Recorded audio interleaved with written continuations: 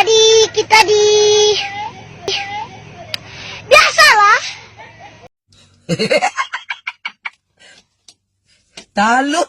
Restaurant at the hotel. If you want to go to restaurant, you exit the hotel.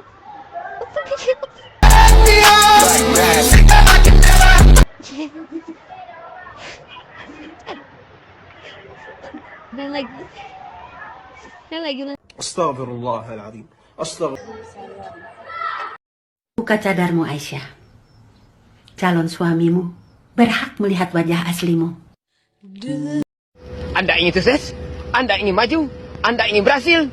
Ya, jangan menyerah. Tekun, giat, semangat. Seperti saya ini, nih hasilnya.